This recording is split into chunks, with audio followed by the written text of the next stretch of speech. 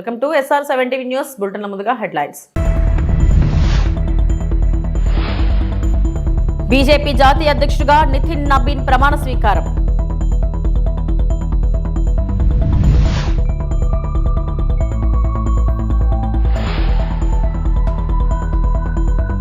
UAE ఆర్థిక మంత్రితో CM Chandrababu భేటీ.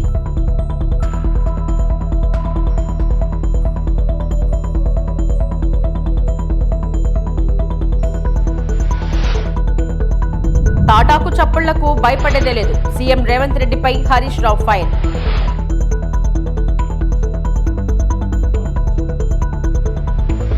BJP జాతీయ అధ్యక్షుడిగా నితిన్ నబీన్ బాధ్యతలు చేపట్టారు. ఢిల్లీలోని పార్టీ ప్రధాన కార్యాలయంలో ప్రధాని మోడీ సమక్షంలో కమల దళపత్ గా నితిన్ ప్రమాణ స్వీకారం చేశారు. కార్యక్రమానికి బీజేపీ మాజీ జాతీయ అధ్యక్షుడు జేపీ నడ్డా, హోంమంత్రి అమిత్ షాతో పాటు పలువురు కేంద్ర మంత్రులు, పార్టీ ఎంపీలు హాజరయ్యారు. तो जिम्मेदारियां लेते हुए और पूरा चार्ज लेते हुए इस वक्त नितिन नबीन नजर आ रहे हैं, तस्वीरों के माध्यम से आप देख रहे हैं। तो अब भारतीय जनता पार्टी की जो पूरी कमान है वो इस वक्त अब एक युवा के हाथों में आ चुकी है। नितिन नबीन भारतीय जनता पार्टी के 12वें राष्ट्रीय अध्यक्ष के तौर पर अपनी जिम्मेदारियां वो संभाल चुके हैं। हालांकि उनके सामने चुनौतियां भी कई सारी हैं, क्योंकि 2026 में कई राज्यों में विधानसभा के चुनाव हैं। ऐसे में देखना होगा कि किस तरीके से वो इन चुनौतियों का सामना करते हैं। हालांकि फिलहाल क्योंकि प्रधानमंत्री नरेंद्र मोदी लगातार कहते हैं कि अब जो आगे समय है वो युवाओं का समय है, लगातार प्रधानमंत्री नेक्स्ट जनरेशन की बात करते हैं और उसी का जीता जागता उदाहरण भारतीय जनता पार्टी के अंदर भी नजर आ रहा है। क्योंकि नितिन नबीन को एक तरफ भारतीय जनता पार्टी 45 साल की हुई है, तो वहीं दूसरी तरफ भारतीय जनता पार्टी की कमान भी 45 साल के एक युवा को आज सौंपी गई है। तो अब अपनी पूरी जिम्मेदारियों को संभालते हुए नजर आएंगे नितिन नबीन भारतीय जनता पार्टी के राष्ट्रीय अध्यक्ष के तौर पे।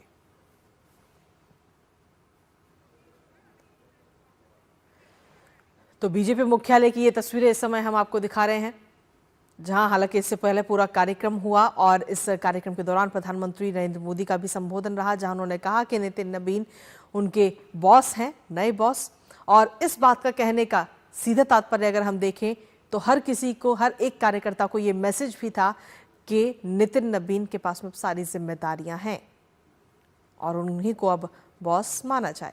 इसके साथ ही उन्होंने जब नितिन नबीन के नाम पर संबोधन किया तो कई बार माननीय शब्द का भी उन्होंने अपने संबोधन में इस्तेमाल किया और ये भी एक मैसेज सभी कार्यकर्ताओं के बीच में।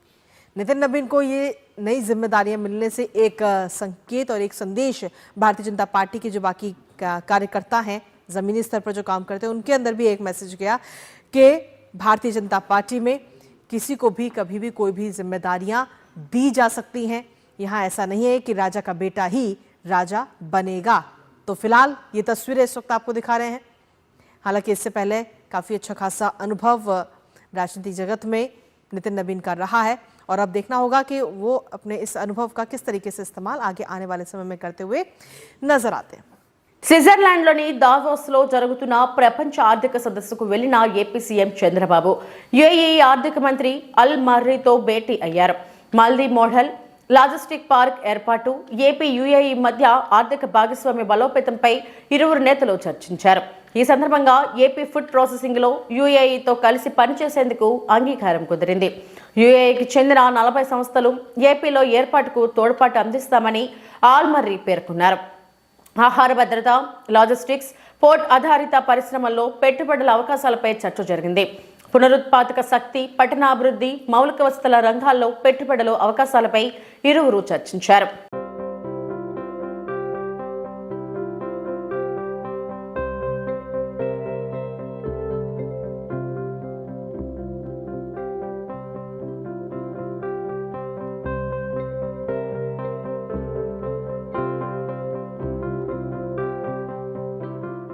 అత్తసొమ్ము అల్లుడు దానం చేసినట్లు విశాఖలో ఆంధ్రజ్యోతికి చంద్రబాబు భూ కేటాయింపు చేశారని వైఎస్ఆర్సీపీ నేత, మాజీ మంత్రి గుడివాడ అమర్నాథ్ అన్నారు.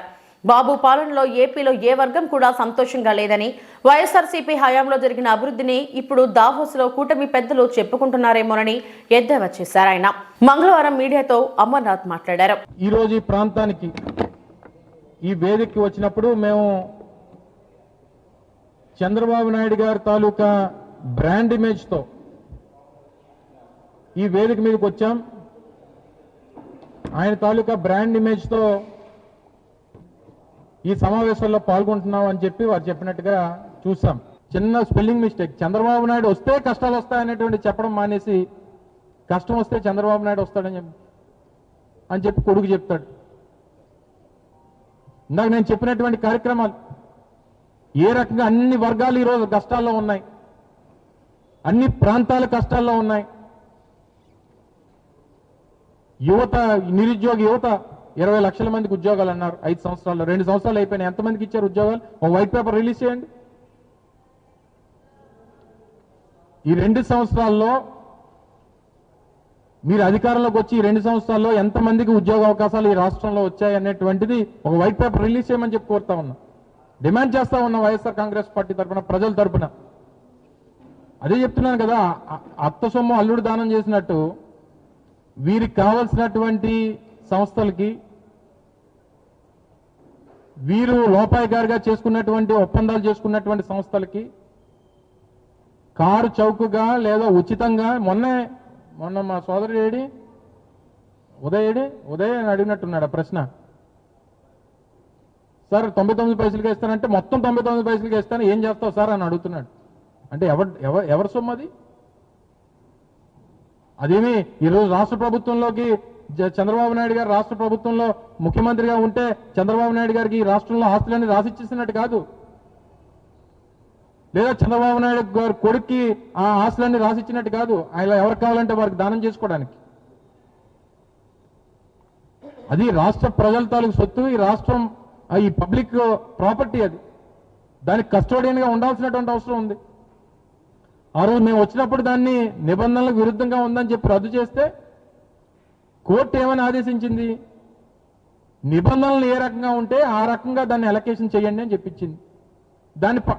దాన్ని పాటించకుండా మన సొంత సంస్థ కాబట్టి మనం ఇచ్చేస్తామనంటే ఇచ్చేస్తే వాళ్ళు ఇచ్చేస్తారు, మేము వచ్చినప్పుడు మేము ఏం చేయాలి మేము చేస్తాం. అది మేము గతంలో మేము చెప్పాం కదా.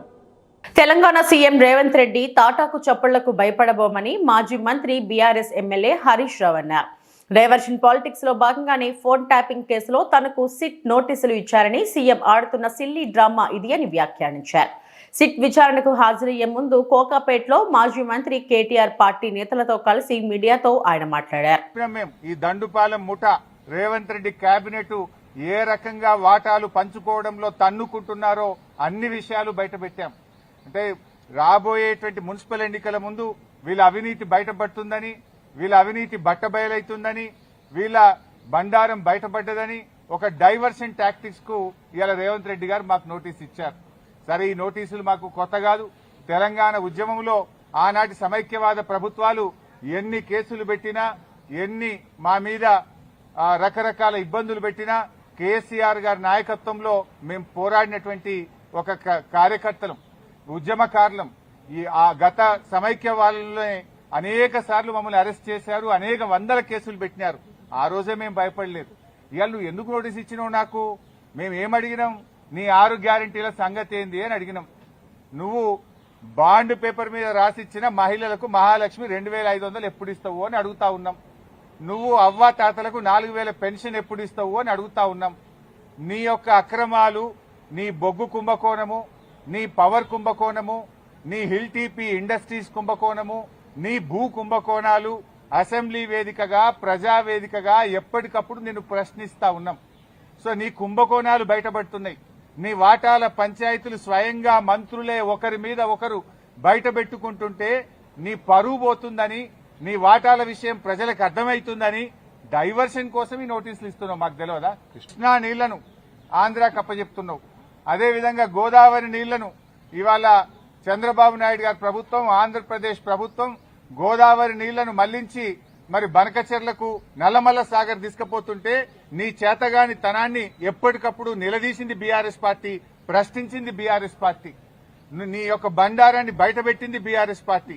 సో నువ్వు అచేతనం అయిపోయినావు. నీదంతా బయటపడిపోతా ఉంది కనుక ఈ డైవర్షన్ టాక్టిక్స్ చేస్తున్నావు. మాకు తెలియదా? నువ్వు ఎన్నికలకు ఈ డ్రామాలు ఆడుతుంటావు.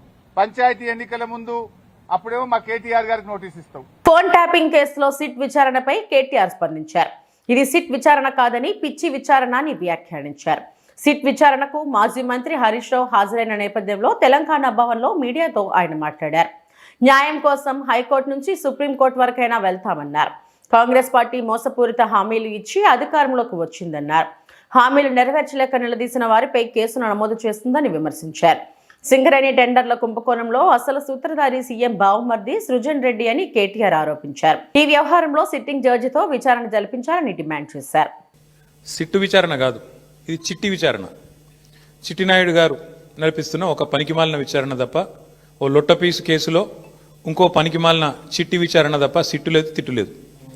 ఆడ ఏమి లేదు. 2 ఏళ్ల నుంచి బోగస్ కథనాలు, ముఖ్యమంత్రి కార్యాలయంలో వడ్డించి వార్చే పనికిమాలిన స్టోరీలు, ఒక్కటి కూడా రాష్ట్ర ప్రజలకు పనికొచ్చే కథనం లేదు. పనికిమాలిన స్టోరీలతో 2 ఏళ్ళు టైంపాస్ చేస్తూ ఉన్నాడు. నేను అడుగుతా ఉన్నా ఆయనని, రేవంత్ రెడ్డిని, 1 కాదు 2 కాదు, ఇంకో 1000 వేసుకో. నీ సిట్టులు చిట్టీలు ఇంకో 1000 వేసుకో, ఏం ఫరక్ పడదు. మేం మాత్రం నీ కొద్దిగా ఉంటే కొన్ని రోజులు శునకానందం ఉంటుంది, కానీ మేము మాత్రం నేను వదిలిపెట్టం. బీఆర్ఎస్ ఇవాళ తెలంగాణ ప్రజల గొంతుక, ప్రధాన ప్రతిపక్ష పార్టీ. మీరు ఎన్నికల్లో ఆనాడు మమ్మల్ని ఓడించడానికి అడ్డమైన మాటలు చెప్పి, అడ్డగోలు హామీలు ఇచ్చి, అందమైన అబద్ధాలను 6 గ్యారంటీ కార్డుల రూపంలో ప్రచురించి ఆ రోజు ప్రజలను ఏదైతే బురిడి కొట్టించినారో, మేము ప్రజల తరపున గట్టిగా మాట్లాడుతున్నాం అనేది నీ బాధ. ఇవాళ ఎట్లా ఉన్నదంటే నీ వ్యవహారం, రేవంత్ రెడ్డి గారు, అదృష్టం అందలం ఎక్కిస్తే బుద్ధి మాత్రం ఇంకా బురదలనే ఉన్నది రేవంత్ రెడ్డి. బడుగు బలహీన వర్గాలపై వైసీపీ నాయకులు హత్య రాజకీయాలను తీవ్రంగా ఖండించిన ఆంధ్రప్రదేశ్ రాష్ట్ర Veerashaiva Lingayat welfare and development corporation chairperson Swapna. ఆమె మీడియాతో మాట్లాడుతూ, సంక్రాంతి పండుగను రాష్ట్ర వ్యాప్తంగా ప్రజలందరూ ఆనందోత్సాహాల మధ్య జరుపుకుంటుంటే వైసీపీ నేతలు మాత్రం ప్రశాంత వాతావరణాన్ని చెడగొట్టి ప్రజలను భయభ్రాంతులను గురి చేసేందుకు హత్య రాజకీయాలకు పాల్పడ్డారన్నారు. తుని నియోజకవర్గం కోటనందూరు మండలం అల్లిపూడి గ్రామానికి చెందిన టీడీపీ నాయకుడు బీసీ నేత లాలం బంగారయ్యను వైసీపీ నేతలు అతి కిరాతకంగా హతమార్చారు. వైసీపీ నేతలు అధికారం కోల్పోయామని జీర్ణించుకోలేక అలజడులు సృష్టించే కుట్ర చేస్తున్నారు. రప్పా రప్పా అంటూ పిలుపునిచ్చి దాడులకు ప్రోత్సహించారు. వైసీపీ హయాంలో సొంత జిల్లా అయినటువంటి ప్రొద్దుటూరులో చేనేత వర్గానికి చెందిన నందన్ సుబ్బయ్యను రోడ్డు మీద అతి కిరాతకంగా హత్య చేశారు. అమర్నాథ్ గౌడ్ ని పెట్రోల్ పోసి నిప్పండించారు. పల్నాడులో జల్గయ్య యాదవ్, తోట చంద్రయ్య లాంటి వందలాది మంది బీసీలను హత్య చేశారని ఆమె ఆవేదన వ్యక్తం చేశారు. ఆంధ్ర రాష్ట్రాన్ని అభివృద్ధి సంక్షేమం వైపు ముందుకు తీసుకెళ్తున్నారు. ఎంతో ఆహ్లాదకరమైన వాతావరణం, సంక్రాంతి పండుగ అంటేనే ఎంతో కోలాహలంగా ఆనందకరంగా జరుపుకునే పండుగ. ఆ పండుగ నందు ప్రజలను భయభ్రాంతులను గురి చేసే విధంగా వైసీపీ నేతలు హత్యా రాజకీయాలకు పాల్పడ్డారు. ఎందుకు ఇలా అంటున్నానంటే, పండగ రోజు తుని నియోజకవర్గానికి చెందిన టీడీపీ నాయకులు బీసీ నేత అయినటువంటి లాలం బంగారయ్యను అతి కిరాతకంగా హతమార్చారు. అంటే ఈ జగన్మోహన్ రెడ్డికి 11 సీట్లకే పరిమితం అయ్యాడు కాబట్టి మతి భ్రమించి ప్రజలను భయాందోళనకు గురి చేసే విధంగా ఇలాంటి అల్లరి మూకులతో కలిపి ఇలాంటి భయాందోళనకు గురి చేస్తున్నారు. అంటే వైసీపీ జగన్మోహన్ రెడ్డి ఎక్స్ సీఎంగా ఉండి అధికార వాంఛతో అధికారం కోల్పోయినందుకు ప్రజలని కూడా రపరప అంటూ ఇలాంటి నినాదాలను చెయ్యాలి అని డైరెక్ట్ గా చెప్తున్నాడు. ఇది ఎంతవరకు సమంజసం? రిజర్వాయర్తో రైతులకు తీవ్ర నష్టం. రైతులకు మద్దతుగా గట్టు యాదవ్. వనపర్తి జిల్లా ఏతల మండలంలో గొల్లపల్లి చీరకపల్లి రిజర్వాయర్తో రైతులకు తీవ్ర నష్టం. రైతులకు మద్దతు పలికిన జిల్లా అధ్యక్షుడు గట్టు యాదవ్. నెత్తిమీద 1,00,000 ఎకరాలకు సాగునీళ్లు అందించే ఏదుల రిజర్వాయర్ ఉండగా ఎవరి కమిషన్ల కోసం గొల్లపల్లి చీరకపల్లి రిజర్వాయర్ నిర్మాణం చేపడుతున్నారని గట్టు యాదవ్ ఘాటుగా విమర్శించారు. రైతులకు తీవ్ర నష్టం చేస్తున్న నిర్మాణాన్ని ప్రజల తరపున ఆదుకుంటామని అన్నారు. ముఖ్యమంత్రి బామ్మర్దికి కాంట్రాక్ట్ కట్టబెట్టి కమిషన్లు దొబ్బడానికి ఎమ్మెల్యే కుట్ర పన్నుతున్నారని దీన్ని తిప్పికొడతామని అన్నారు. ఇక్కడ చాలా వాళ్ళు వస్తున్నారు, పోతున్నారు. గుల్లపల్లి చిరకపల్లి రిజర్వాయర్ అనే అంశం వచ్చే వరకు కేవలం బీఆర్ఎస్ నాయకులు మాత్రమే చేస్తున్నారని మాత్రమే ప్రతిపాదిస్తున్నారు. కానీ మా మీద నింద. ఇక్కడ ప్రతి ఒక్కరు కూర్చునే వాళ్ళు రైతులు, వాళ్ళకు భూములు ఉన్నాయా లేవా తెలుసుకోకుండా మాట్లాడుతున్నారు. మా ఆవేదనకు గురవుతున్నారు. కాబట్టి గుల్లపల్లి రిజర్వాయర్ కట్టాలన్న మీకు అంత ఆ ఆదాయం ఉంది, అంత డబ్బు ఉంది అనే ఆలోచన వచ్చింది. చూడండి, D8 లో ఎంజాయ్ కాలువను గతంలో సతీష్ రెడ్డి గారు మీరు నిన్న చరతాల ప్రగల్భాలు పలికిర్రు. ఎంజాయ్ కాలువను గుత్తగారిగా తీసుకొని ఆనాడు నాకు చేతగాదని వదిలేసిన నీవు ఆ రోజు గొల్లపల్లి చిరకపల్లి చెన్నారానికి నీళ్ళు ఇవ్వడానికి చేతగాని నీవు ఈ రోజు మాట్లాడుతున్నదే గొల్లపల్లిలో అనుభవం ఉంది, మేము రిజర్వాయర్ కడతాం, మా వనపర్తి ప్రాంతానికి నీళ్ళు ఇస్తామని మాట్లాడుతున్నావు. చూడు, ఈ అంత చేతగాని దెబ్బ నేను ఈ రోజు వరకు చూడలేదు. అయ్యా మేఘారెడ్డి గారు, మీరు కూడా కాంట్రాక్టర్ గా గణపురం మండలానికి రాజకీయాలను తవ్వడానికి గుద్దగారిగా ఉన్నారు కదా, ఆ రోజు వనపర్తి ప్రాంతానికి నీళ్లు రాలేదా? ఈ రోజు మన రైల్వే రిజర్వాయర్ నుంచి నీళ్లు తీసుకుపోవడానికి నీకు చేత కావట్లేదా? లేదు నీకు ఆదాయం లేకనా? నీకు ఆదాయమే కావాలనుకుంటే చాలా పనులు ఉన్నాయి, చాలా వ్యవస్థ చేయొచ్చు. కానీ మా రైతుల కోసం మేము తెలుసు, మా రైతులకు కేవలం D8 D5 మీద అది కాంట్రాక్టర్లకు మాట్లాడలేదు. అక్కడ 3 ఊర్లు పోయింది, కీరపల్లి, రాయపాట్ల, కుంకరపల్లి, ఏళ్ళ. అయితే ఆ నుండి 150 మంది వచ్చి కొన్నాం చిరకపల్లి. ఈ నుండి కూడా వెళ్తే ఇంకా గొల్లపల్లి దూరం ఇస్తారట, ఇంకా దుడ్డు ఇస్తాము, భూములు తీసుకుంటాం, కానీ ఇక్కడ అయితే వద్దు. తిరుమల శ్రీవారిని సినీ ప్రముఖులు నవీన్ పోలిశెట్టి, మీనాక్షి చౌదరి దర్శించుకున్నారు. మంగళవారం VIP ప్రారంభ విరామ దర్శన సమయంలో వారు స్వామివారి సేవలో పాల్గొన్నారు. దర్శనం అనంతరం రంగనాయకుల మండపంలో పండితులు శ్రీవారి ఆశీర్వచనం చేసి స్వామివారి తీర్థ ప్రసాదాలను అందజేశారు. ఈ సంక్రాంతికి పెద్ద సినిమాలతో పాటు విడుదలైన అనగనగా ఒకరాజు చిత్రానికి ప్రేక్షకుల నుంచి మంచి స్పందన వస్తుందని నవీన్ తెలిపారు.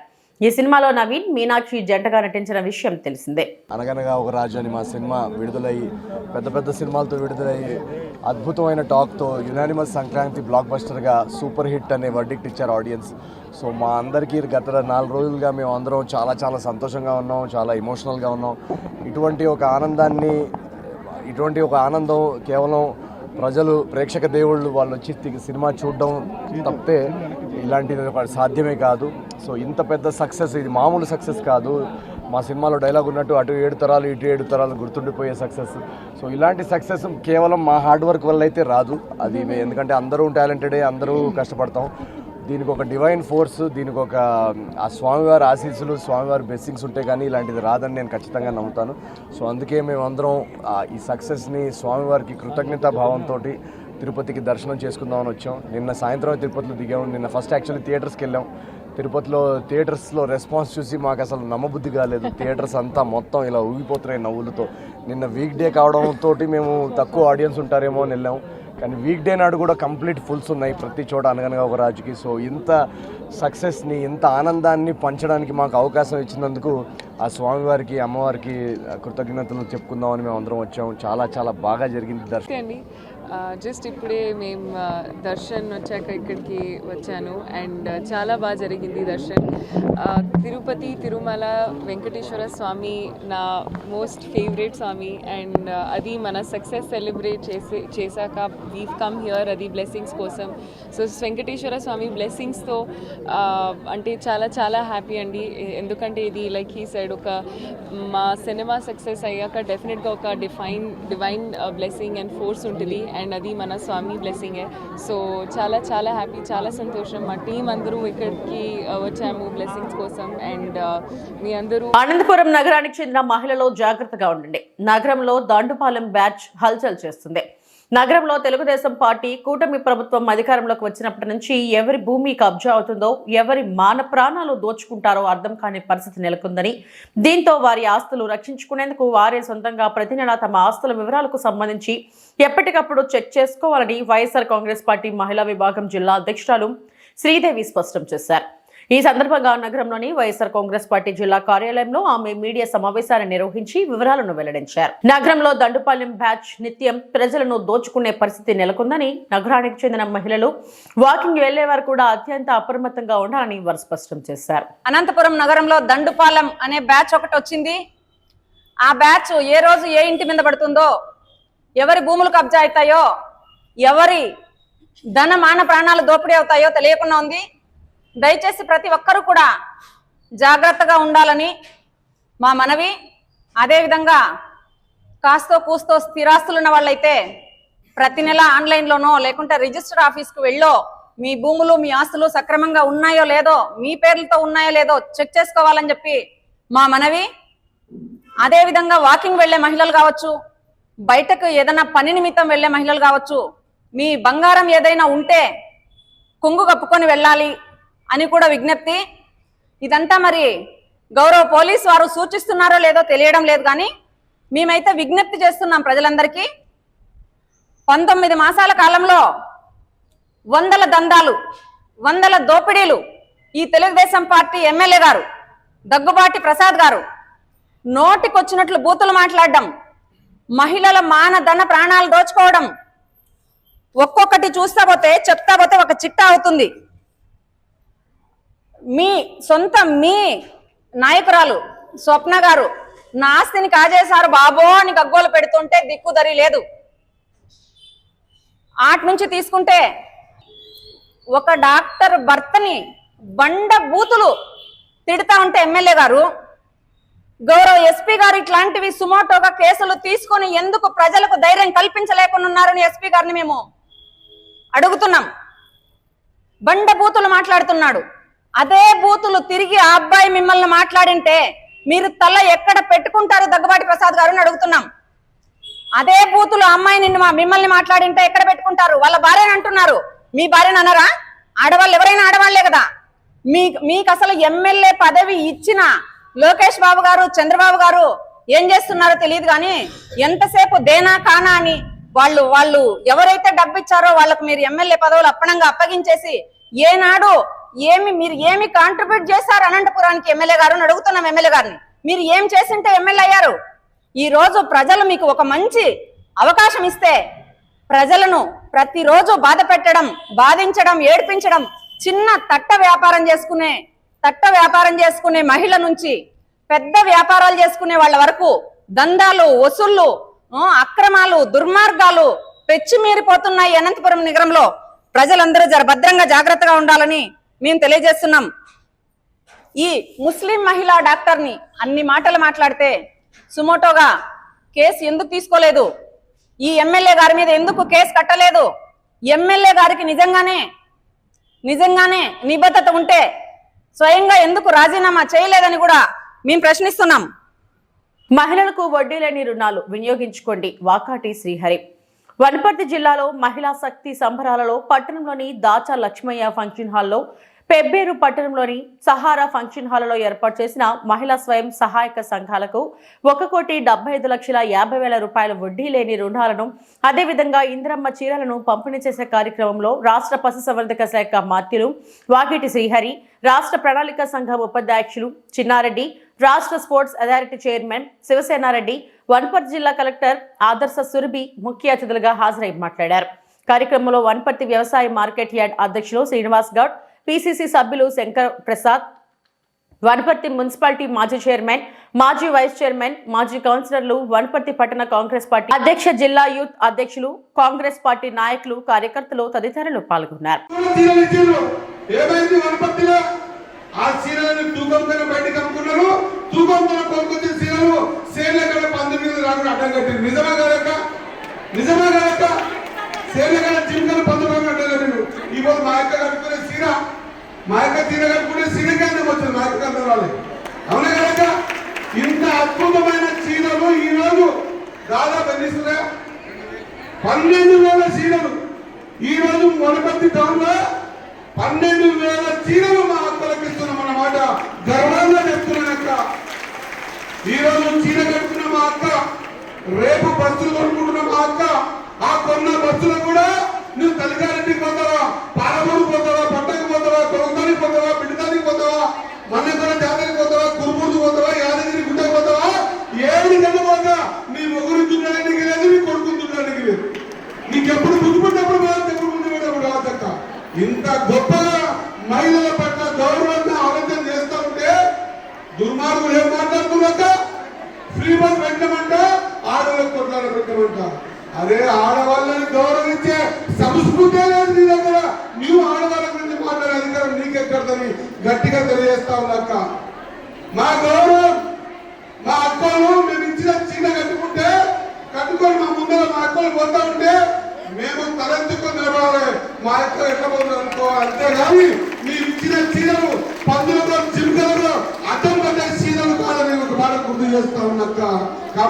మహిళా సోదరులు కోరుతా ఉన్నాం.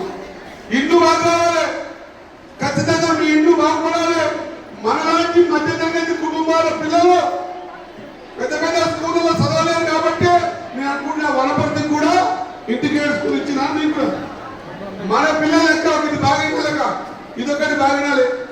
మన పిల్లలు పెద్ద పెద్ద స్కూళ్ళలో లక్షల రూపాయల ఫీజులు కట్టి చదవడానికి కాదు కాబట్టి మనలాంటి 2600 మంది పిల్లలకి 25 ఎకరాలలో 200 కోట్లతో ప్రతి నియోజకవర్గం హెడ్ క్వార్టర్ లో ఇంటిగ్రేటెడ్ స్కూల్ కట్టామక్క. Integrated school. పశ్చిమ గోదావరి జిల్లా భీమవరం పట్టణ ఆరాధ దేవత శ్రీ మావుళ్ళమ్మ అమ్మవారిని భక్తులు అపూర్వ భక్తి శ్రద్ధలతో ఘనంగా అలంకరించారు. ఈ సందర్భంగా అమ్మవారికి భారీ గజమాలతో విశేష అలంకరణ చేపట్టారు. గజమాలలతో అమ్మవారి దర్శనం అత్యంత మనోహరంగా కనువిందు చేసింది. భీమవరం పట్టణానికి చెందిన కామాక్షి దేవస్థానం చైర్మన్ పుట్ట నాగ ఫణికుమార్ కుటుంబ సభ్యులు అమ్మవారికి గజమాలను సమర్పించి ప్రత్యేక పూజలు నిర్వహించారు.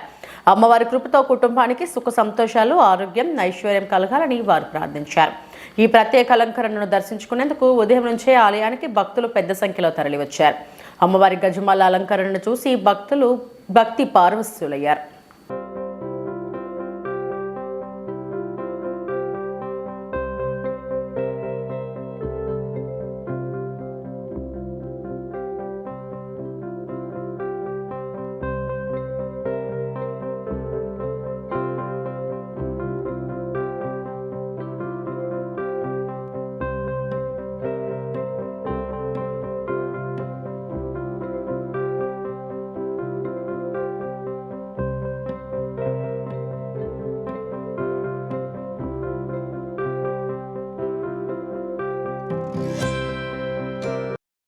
రామచంద్రపురం పరిధిలో అమలవుతున్న పేదల గృహ నిర్మాణ పథకంలో భారీ స్థాయిలో అక్రమాలు జరిగాయని ఎంపీ పిల్లి సుభాష్ చంద్రబోస్ మంగళవారం తీవ్ర ఆరోపణలు చేశారు. పేద లబ్ధిదారుల నుంచి సుమారు 1.22 కోట్ల మేర నిధులు వసూలు చేసి కాంట్రాక్టర్లకు అప్పగించినప్పటికీ ఇప్పటి వరకు ఇళ్ల నిర్మాణం జరగలేదని ఆయన విమర్శించారు. ఈ వ్యవహారంలో పేదల కష్టార్జిత డబ్బులు దుర్వినియోగం అయ్యాయని, ప్రభుత్వ పథకాలను అడ్డం పెట్టుకుని కొందరు అక్రమాలకు పాల్పడుతున్నారని ఆయన మండిపడ్డారు. విధుల కైంకర్యం చేసింది వైఎస్ఆర్ కాంగ్రెస్ పార్టీకి చెందిన వారైనా సరే రాజకీయ భేదాలు లేకుండా చట్టపరమైన చర్యలు తప్పనిసరిగా తీసుకోవాలని డిమాండ్ చేశారు. ఈ అంశంపై ముఖ్యమంత్రి వెంటనే దృష్టి సారించి ప్రభుత్వం తక్షణమే సమగ్ర విచారణ చేపట్టాలని కోరారు. అంటే ఇదంతా దాస్తున్నారు ఇవన్నీ కూడా. మరి దాయకం గల కారణం ఏమొచ్చింది? ఇది కూడా ఎవరో చెప్తూ తెలిసిందా? మంత్రి గారు, మాజీ మంత్రి ఎవరుంటే అలా వెళ్తారు. ఎవరున్నా మాజీ మంత్రి గారు ఉంటే ఆయనకి ఏమన్నా ఇక్కడ మంత్రి గారు ప్రాధాన్యత వహించారు. ఆయన దృష్టి కూడా మరి నేను తీసుకెళ్ళి ఇప్పుడు చేస్తుంది ఆయనకి కూడా. ఇప్పుడు వెళ్తుంది కాబట్టి రేపు చెప్తారు కాబట్టి అలా చెప్పో తెలుస్తుందో నాకు తెలియదు. ఆయనతో నేనేం మాట్లాడలేదు. మాజీ మంత్రి గారు కూడా తెలిసి ఉండొచ్చింది. ఎందుకు ఊరుకోవాలి? తెలిసి ఇల్లు కట్టుకున్నారని చెప్పేసి ఆరోపణ చేస్తున్నారు. ఎవరు చేస్తారు? అదే తేల్చమంటున్నారు. ఇల్లు కట్టుకున్నారు ఎవరో చెప్తారు. అప్పుడు ఇల్లు కట్టుకునే దానికి సిమెంట్ ఎవరికి లేదు. ఈ సిమెంట్ ఏమైపోయింది? ఈ సిమెంట్ ఎక్కడ అమ్మేశారు? ఎవరు అమ్మాలి? ఎందుకు ఏ బలి అయిపోవాలి? ఇక్కడి నుంచి ట్రాన్స్ఫర్ అయిన ఏ బలి అయిపోయాడు. అతను ఎవరు రక్షిస్తారు? అతను దీంట్లో తేలాలి. దీని మీద ఎంక్వైరీ జరిపించాలి. సిబిసిఐడి ఎంక్వైరీ చేయించి ఖచ్చితంగా అరెస్టులు జరిగితే తప్ప ఇటువంటి కుంభకోణాలు ఆగవు అని చెప్పి గౌరవ ముఖ్యమంత్రి గారిని కోరుతున్నాను. దీని మీద సిబిసిఐడి ఎంక్వైరీ చేయించి దీంట్లో ఎవరెవరు ఉన్నారు, దాంట్లో పెద్దవాళ్ళు ఎవరున్నా సరే వెనకాడవలసిన అవసరం లేదు. యువత పేద ప్రజలు అంటే మా పార్టీ వాళ్లే. వాళ్ళ నాశనం అయితే మాత్రం చూస్తూ ఊరుకోం. దాన్ని ఖచ్చితంగా దాన్ని చేయవలసిందే. ముఖ్యమంత్రి దాకా వెళ్ళదు ఇది. ఎక్కడ నాయకులు, ఎక్కడ అధికారులు చేసిన పనులు. అంటే మీరు చెప్పేది ఏంటంటే వీళ్ళు పేద ప్రజలే దోచుకున్న వాళ్ళు కూడా మీ వైఎస్ఆర్సీపీకి సంబంధించిన ఉంటే వెళ్తారు అని అంటున్నారు. ఉంటే వెళ్తారు. ఎవరైనా ఉంటే వెళ్ళవలసిందే. మమ్మల్ని తినేమనా? మాకు నాయకత్వం ఇక్కడ జగన్మోహన్ రెడ్డి గారు ఇస్తుంటే నేను ఇక్కడ పేదాలను పడి తినేమనా? ఎవరున్నా వెళ్తారు? వాళ్ళు ఇల్లు కట్టాలి కదా, దాని మీద శ్రద్ధ ఉండాలి కదా కనీసం.